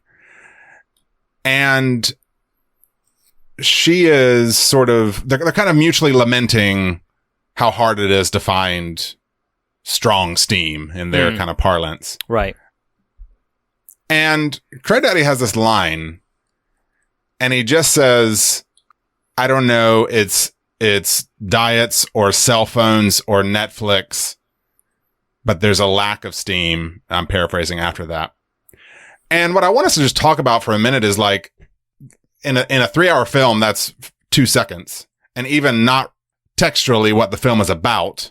Right. But the film is about the diminished essences of people in the world. Yeah. And that line, especially for a person like me, maybe for you guys who tends to consume a lot of media and that kind of thing, which is fine in and of itself. It just signaled this real kind of talking point that I want us to hang out in, of, like, I don't think that's just this fun little script nugget. I think there is a diminished sort of soulfulness to the world and to the people in it, especially in these days. But I don't want to be short-sighted and say, oh, it's like right now, 2020. There are ways in which it feels like we're at the tip of the spear of, like, oh my God, like, everybody is just so dumb and shallow. But I have to acknowledge too that that's probably not a purely contemporary thing.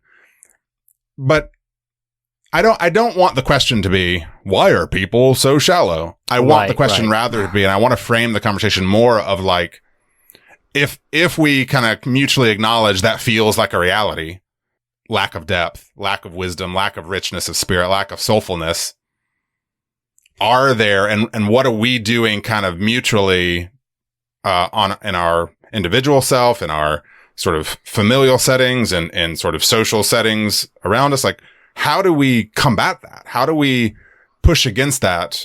And it can be worldview adopting kind of ideas. It can be kind of practical, tangible things. I don't know. Really, it's just meaning to be opening the door into, this kind of cathedral of ideas, if we will, of how does this idea resonate with you? Did you pick up on that in watching the film? Yes. And then subsequently, what are ways in which we can point to cultivate soulfulness for ourselves as well? Yeah. This isn't like a deeply substantive answer yet. I got to really like linger in what you're asking. But yes, to answer like a part of that question, what Crow Daddy said stuck with me immediately. Because it cuts against what you would, Dan says like, oh, there's lots of people who have a bit of shine.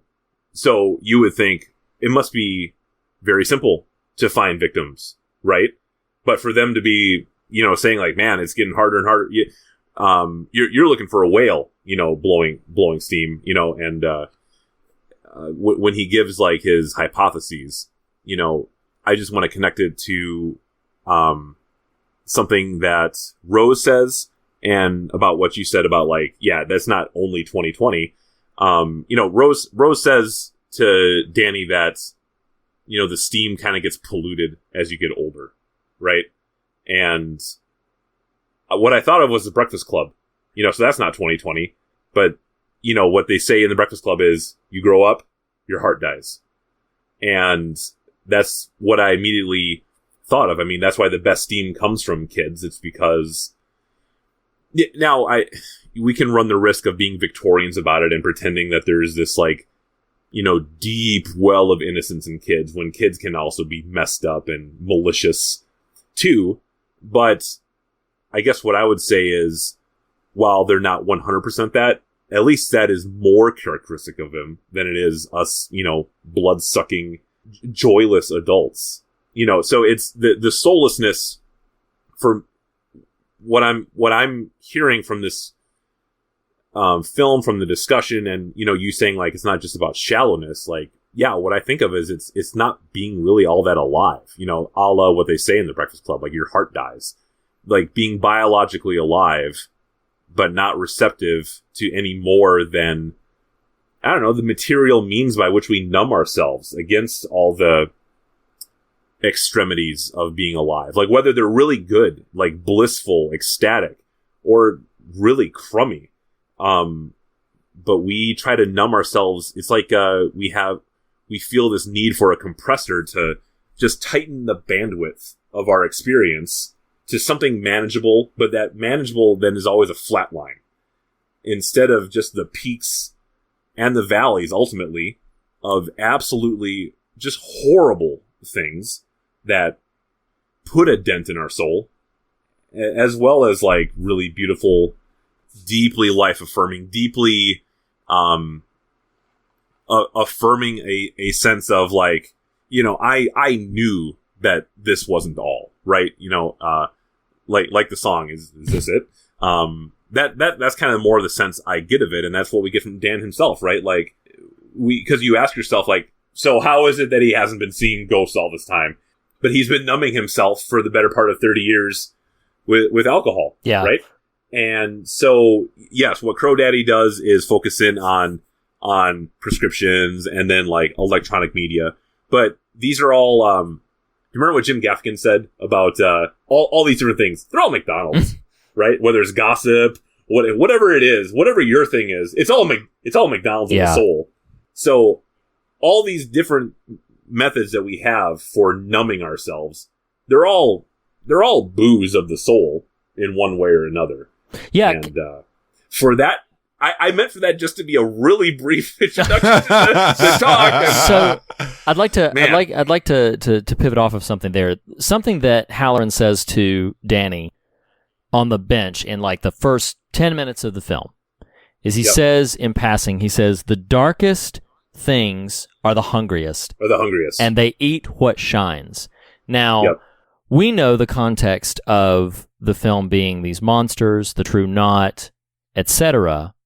But the other things that are hungry, I'm also connecting it to that line that Nathan referenced earlier of a man takes a drink, the drink takes the drink, and then the drink takes a man. The darkest things are the hungriest, and they eat what shines. When Crow is speaking to Rose the Hat and says, Steam's deficient because of Netflix or because of all these other things, these are the things that, in excess of moderation, out of alignment with proper whole health and just of anything taken to its extremity, is going to suck the life out of you. Literally. Right, yes. Whether that be some malevolent power or principality, a real world version of the true knot, if you will, or addiction, or trauma, or tacit amusement that you have given yourself over to whatever degree. I had a conversation many years ago with a friend that sadly I don't keep as much in touch with anymore, but he really dug his heels in on the difference between the words amusement, which if you parse out the word, to muse means to think, and amusement means absent of thought. That's what amusement is. It's absent of thought. Right. And so he was positioning the difference between amusement and recreation or recreation. And this the difference of engagement and the difference of the way, like Nathan, when you talk about just the dimming of the light, and I love that there's a metaphor to be gleaned from the fact that they're shining. They call it shine. That's what they talked about. And it is this thing that can be polluted or diluted or corrupted to a degree by things that happen to you and things that you willfully do to yourself. And I think one of the most prescient things that happened, like our culture right now, it's hard to speak to this globally or from a humanity perspective, because really all I know is America and American culturalism and American consumerism. So it's difficult to speak beyond that scope. But I know for point blank fact, I cannot play almost any game on my phone without seeing an ad for 12 other ones. And they're all just like, play this again, download this one, download right now. Already 90 million people have downloaded this game. You'll love it. Like all of these different things that just suck you in. And we've made jokes casually before about how I can't keep up with all of the different streaming platforms and all of the different things that they have to say. We were taking a walk, staying 6 feet away from everybody, but we were taking a walk, me, my wife, my son, and on our walks, one of my favorite things about what we do is that tends to be the time that we ask each other questions. My son loves to talk about all kinds of different subjects, and so it usually comes up to oh, what do you think about this, or what do you like this? And it turned into a would you rather game. And the would you rather question came down to, okay, I was asked the doozy of all questions, and they said, would you rather give up movies for the rest of your life or give up books for the rest of your life?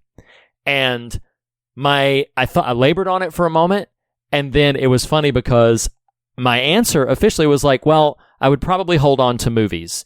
And then the moment I said I would probably hold on to movies, it was like a piece of my soul died. And I say this kind of jokingly, but steam came out of your mouth.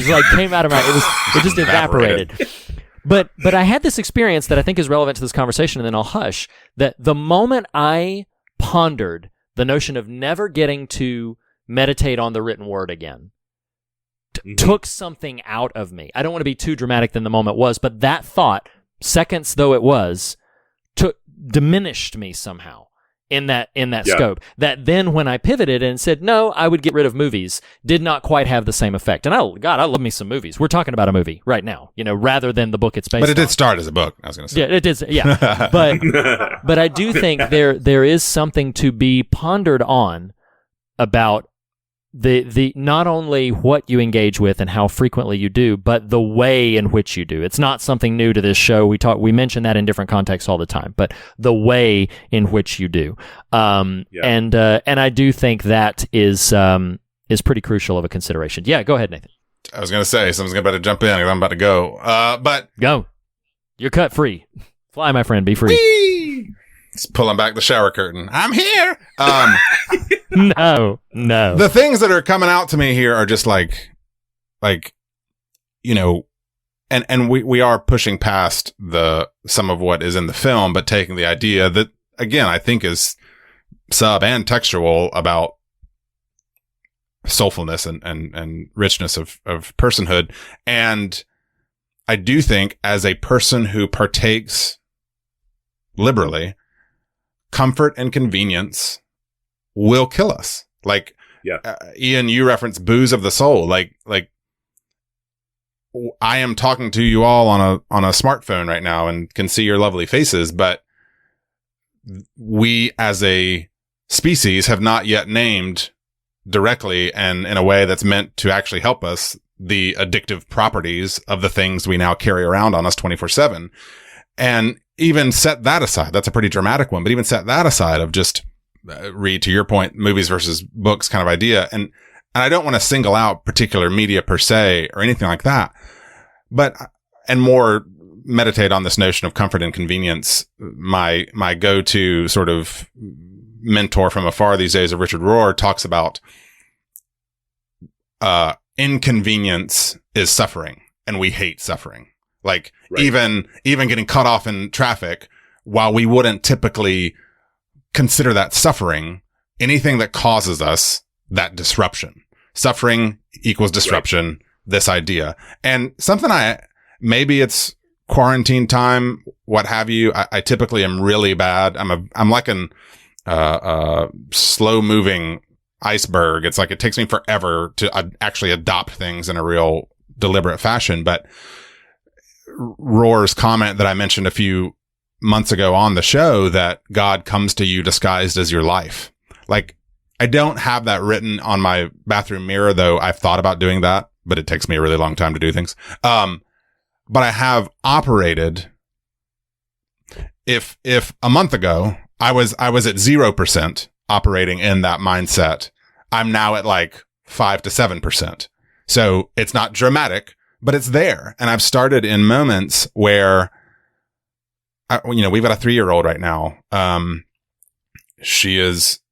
It's not terrible twos, just FYI, you with young ones, not quite at the 3-year-old mark. It's I don't know, make up a adjective there, but the 3s are rough.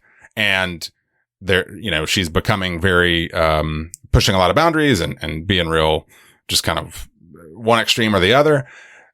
On the other side of that turn, I've got an 11-year-old who is flexing a lot of those similar muscles in different fashions, right? Like, I had this real pained moment the other night. My 11-year-old, who pushes a lot of boundaries and that sort of thing in a good way, I got about as frustrated as I might have ever been, and had this real heartbreaking sort of feeling around that. And it took me having to say, this disruption, this suffering, this inconvenience is trying to teach you something.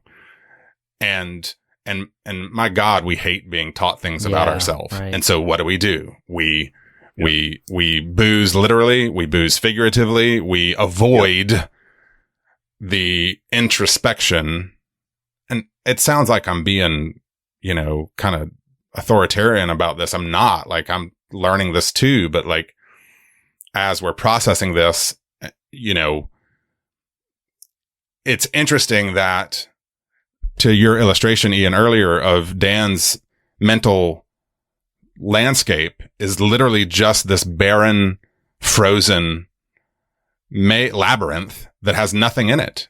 And why? It's because from that moment till this one, he didn't fill it with anything. He didn't. Right. Yep. He avoided the reflection. He avoided the contemplation. He avoided recognizing, if God comes to me disguised as my life, I am fleeing for my life away from it. Right. Like, I've got to fill it with other things. Anyway, this is just kind of what's stirring up in me here. Well, and I want to, I don't want to commandeer this, but I just want to pick up on like the threads that you're laying down and knot it up real good. Truly. Truly knotted up. Verily. But, some of those threads there, like, God comes to you disguised as your life, and you run for your life. And immediately what I'm thinking of is our master saying, whoever would save his life will lose it. And that is us, I feel like, because he is saying when you are in that pure animal fight or flight mode, you are going to try to evade the disruption. And the disruption is the fountain where grace is issuing out. And you have to be there. Because it's not coming... I know that people use that Leonard Cohen line all the time about, like, the holes are where the light comes in. But unfortunately, it's true. It's just plain true. And I want to connect that further to try to be substantive, because you're asking, like, okay, it's not enough just to lament our soullessness and our lack of living and all that. So what do we do, about that? And I don't have any answers, because I'm not a genius, and the world is not lucky that I showed up in 2020. So like you're saying, don't sell yourself short, buddy. Well, I'm not trying to. So I don't want to sound man. authoritarian either. But you got a debt, now pay it. Yeah. Okay. All right. So all I can do is commend. That's great. What's been passed on to me. Like, okay, so you all know, like, a month or so ago, I went on a silent retreat, right? And I have to commend, and this connects also with what we've already mentioned from the movie. Like, Dan says, our beliefs don't matter, our actions do. And the doctor kind of is like, because that's not quite right. There's a lot of truth to that. Especially, I feel like that really speaks to people who change nothing about their lives, but they'll tell you everything's hunky-dory because they believe X, Y, or Z. But the true not does things because they believe things, right? So it is a half-truth. And it's a half-truth that a lot of people need to hear to get shaken out of their own stupor and the booze of their soul. But basically, one of the things that I would practice is important. It's not just enough to now say, like, oh, okay, I have to latch on to a different worldview, because there are tons of people who just rest content on autopilot in a worldview. Yeah. Right? And that's not going to cut it. That's not going to cut it. Your soul can be just as dead, and you have signed your signature on the worldview document, right? It has to come alive in practice. And in fact, your beliefs change as a result of practice. So you mentioned roar. I have to commend to you contemplation. And so I would say something that doesn't sound scary, like prayer.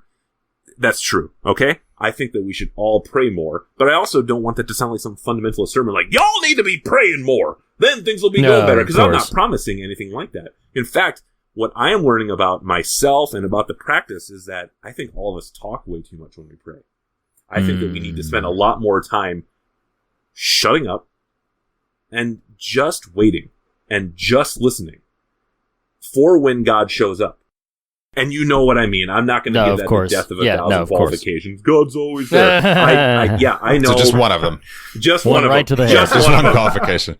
Yeah, because otherwise punks are going to come up to me in the street like, oh, no qualifications, huh? And like, no, I need to. You left $999 sitting right there on the table. I need to flex. I need to flex a little bit, So, but that is one of the concrete things I am convinced that all of us need to engage in a lot more to open up.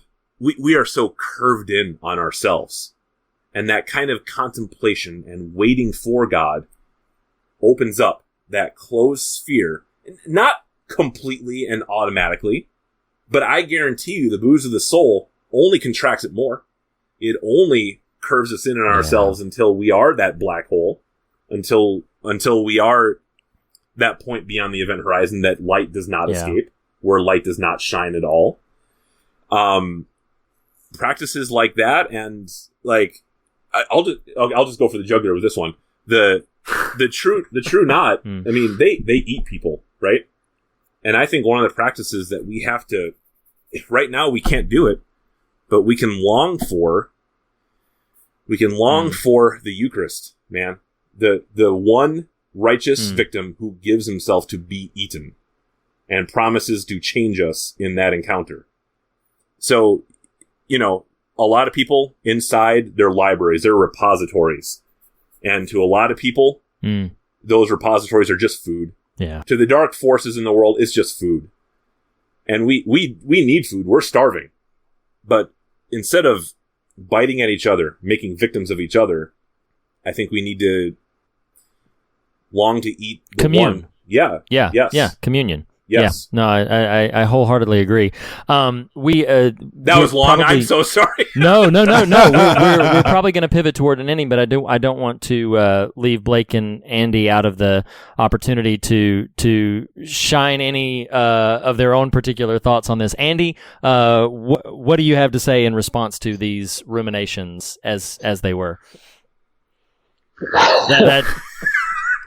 He's just contemplating, that old familiar laugh. So I want to be honest. I don't know the question that we're y'all have things, and it's really great, but I don't understand how we got here. You know what? I ask myself that every day of my life. Either. So. And Andy got dosed real big by Crow Daddy, and he just woke up in the van. All right, so here's what I'll say then, Blake. I'm going to invite you to share your thoughts. Andy, you can just jump in if you have something like, oh, that's great. So Blake, take it away, and then we'll pivot to the fog meter and wind things down. Pretty much what Andy said. No, I'll add one thing. I really do think y'all said what really needs to be said, and I think it's really beneficial to our listeners. But I think, just as an example, I've gotten to where I no longer actually sometimes enjoy films. I just consume them. Interesting. Yeah. And to the point where there are some nights where I will literally go from streaming service to streaming service looking for something, and then I never watch anything. And then I'm just like, it's already 10 o'clock. I'm tired. I'm going to bed. I have accomplished nothing during the evening. I could have spent that time reading. I could have spent that time writing. I could have spent that time in silence, waiting, like Ian said. I could have done so many things with this, but instead, I kept clicking. I get it. Yeah, I get it. I was trying to find something that will satisfy that hole that can't be satisfied in those moments. And it's paralysis of choice, but it's also just the fact that I'm looking for something perfect when there's nothing perfect to be had in that space. And so that's more of an example. So I see that hand. I'm going to try to tie this together, and Reed will just have to shut me up at some point. But it's like it's this yes and, right? It's to your point, Ian, contemplation. At the same time, my wife and I were having this conversation last night, and I was sharing with her. I've been reading a lot of Walter Brueggemann lately, as y'all know, and specifically, she was like, "Oh, tell me a little bit about what you're learning." And I'm going to throw this grenade in a backpack here and then run into other places. But, that's a deep cut. That's a real deep cut right there. Deep cut throwback, Fear of God reference. So I was like, well, Brueggemann paints this really fascinating picture that sounds really great. And I think is pretty interesting of how the whole of the Bible is all about economic oppression and, the year of Jubilee and debt and robbing people of their spiritedness by robbing them of their property and their land and this sort of thing, and Jubilee and all this sort of stuff. And that ultimately, the church is complicit in pointing to the afterlife or, the by and by, and ignoring our neighbor. So I rattle off this really huge thing, and she's kind of jaw dropped, and she's like, "Oh my gosh, so what do we do about that?" I was like, "Well, hell if I know," And she's like, and I was like, it was comical, but it was also kind of heartbreaking, because this is what I'm terrible at and what she's great at. She's like, I have learned this new thing. I'm going to apply this new thing. I'm going to figure out a way to apply this thing in a practical, tangible way. And, so affirming the dichotomy of contemplation and action, right? But it's our beliefs lead to action. Our actions lead to belief. They're kind of in concert with each other. Yep. And I have this humbling moment where I'm like, listen to this profound sort of true knot that just formed in my brain and my spirit. And she's like, well, what are you going to do about that? I'm like, well, I don't know. What are you going to do about it? You know, but there's such deep,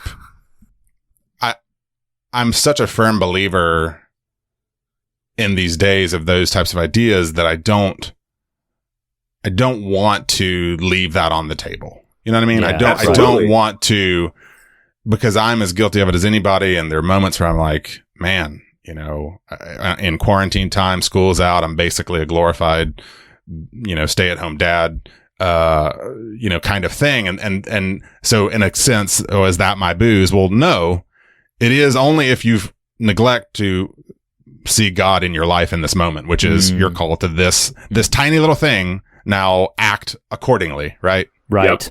Connect the dots as you're able, I guess. Yeah, no, I like it very, very much, and I think, you know, it's fascinating to me because this entire conversation is only one of so many things that this film raises in me and touches on. I think it's remarkable. We could probably go on for another easy half hour, 45 minutes, but I think that's a good place to sort of wind things down and pivot us over into the ever-present fog meter, our very special metric of fear and God, where we rate a film's substance and its scare factor. I'm going to lead the charge on this one, on the fear factor for Dr. Sleep. Charge! Da-da-da-da-da-da. So, on the... particularly when the film is compared with its predecessor, The Shining, I think the visceral scares sort of dip down a bit. There's definitely some effective moments, but it's just a different kind of dread building and a different kind of unnerving factor. So I'm going to give Dr. Sleep a 6 on the fear factor. Andy, what say you?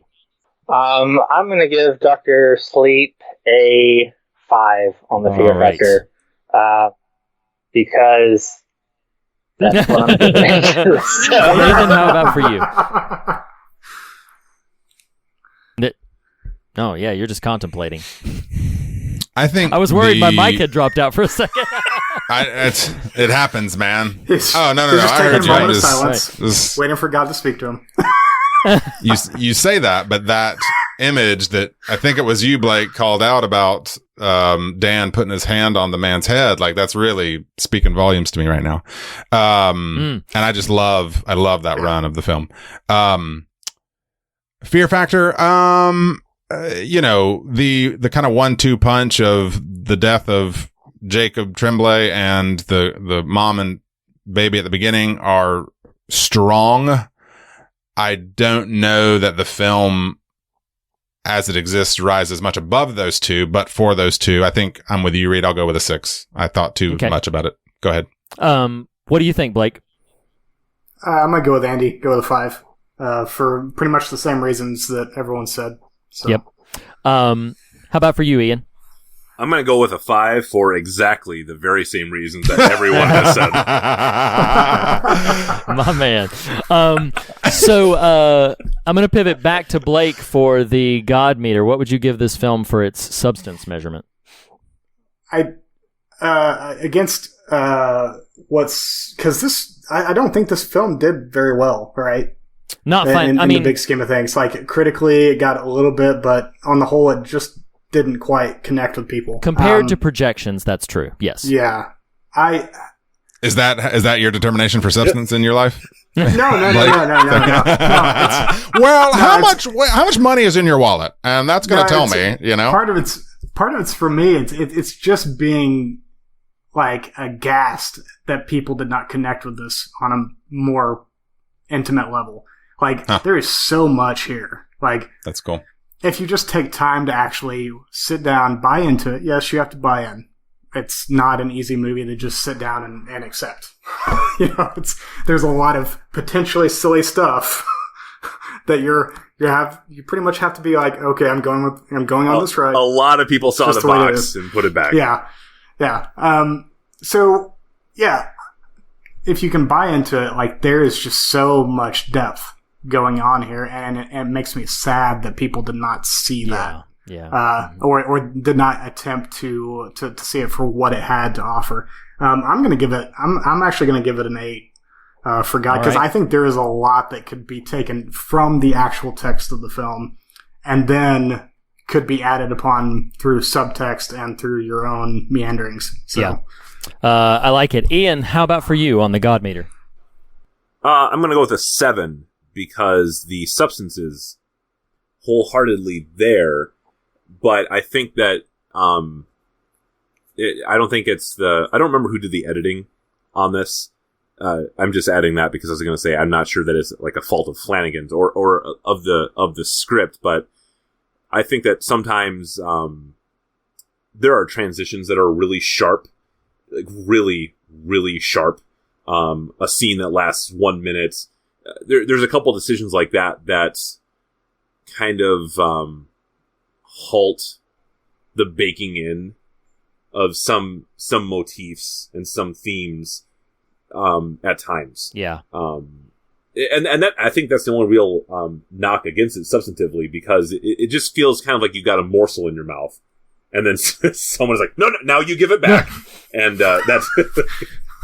And then you put it right back in. It was good, but don't be selfish. Come on, So yeah. Okay. 7. Andy, how about for you? What would you give it on the God meter? An 8. All right. I would give it an 8. I love it. Nathan, how about for you? I think to your point, Ian, I think there's kind of too much going on. It's kind of overstuffed. Yeah. And that's why the buy-in is so necessary, to kind of just like, okay, I'm going to dial in and just kind of go with whatever this is going to give me, because it requires a lot. But knowing Flanagan's work and as much as I do at this point, he really is such a thoughtful, I mean, this word has come up a couple times, kind of soulful artist. And he channels that really well, that I think, I'm going to stop talking and give it an 8. That's where I'm going. 8's where you're headed. For myself, highest among us. The only thing. Wow, No, I am the highest among us. I'm just letting you know. Read the hat. I am read the hat. No, I'm going to go ahead and lead with my measurement. I'm going to give it a 9.5, and the only reason I don't give it a solid 10 is the only reason I don't give it a solid 10 is because I do feel like its nature is such that it's a bit hampered by the narrative restrictions, by the weight of being connected to The Shining, but there is so much richness for me in this about things we didn't even touch on in this conversation that we could have, about like our responsibility to vulnerable people, which is definitely present. The dealing with trauma by going back to painful places and revisiting old wounds. I mean, there's so much in here that we do not have the time to get into right now, that makes me feel like this is really a very substantive film, one that I think everybody should see. What that means is that we give Dr. Sleep officially a 7 out of 10. I can think of no more appropriate measurement that we could give, having all the pod bros back together, than a 7 out of 10 on the fog meter. But perhaps the more pressing and important question, I'll lead with my own, is I would wholeheartedly recommend this film, with the asterisk that the Bradley Trevor death is gruesome, and you might want to go refresh your drink or pop some popcorn during that point and skip that moment. Potty break. Yeah, something during that moment. Everything else about the film, I think, really deserves to be seen. It's really spectacular, and I love it very much. Ian, would you recommend the film? I would recommend it, and I would do the same thing. I would be upfront, like there are some deeply unsettling sequences involving like violence against kids. Yes, and sure. And just give a heads up on like the timestamps for those things. Sure, yeah, understood. But I would say but it's within the frame of a really great story. Yes, that I recommend. Absolutely. How about for you, Andy? I would recommend it. I wouldn't ask people to turn away from the kid's death though, because I think it just it's important. Yeah. You've got to have that punch, and it is uncomfortable, but sometimes I feel like if you don't see the uncomfortable things, how are you going to face it? Fair. Yeah. And so, but So I think you just have to, it's part of the story. You've got to see what these people, the Crow people are going for as kids, and they're going to go all the way for it. And you've got to see that part to see how dangerous they are. But I would recommend it, and I would say watch the whole thing. Okay, all right, you got it. Blake, how about for you? Would you recommend Dr. Sleep? What Andy said. What Andy said. That's great. I love this. Nathan, how about for you? Would you recommend it? The director's cut, I would. And listener, if you're curious, the director's cut is on the physical copy DVD that's Redboxable. You won't get it if you just rent it digitally.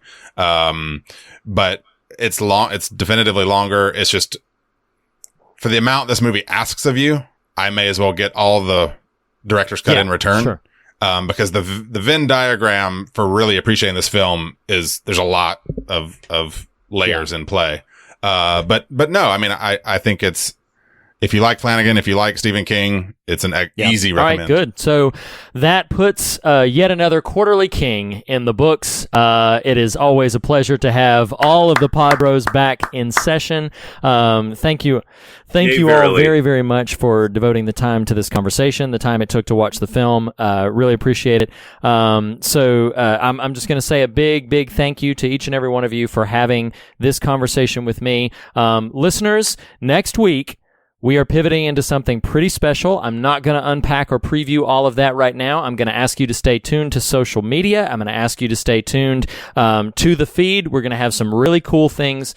We think they're cool. We hope you think they're cool coming in to the Fear of God in the coming weeks. So stay tuned to all of the relevant locations to find out where we're covering next. And as we say on every episode, the Fear of God is the beginning of wisdom, but it is not the end of the conversation. And in that spirit, we encourage you to fear nothing else and to be on your way rejoicing.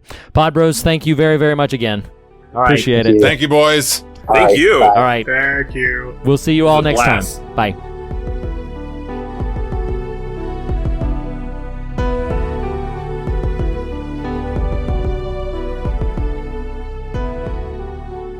The fear of God is the beginning of wisdom, but not the end of the conversation. And you can continue the conversation in a variety of ways.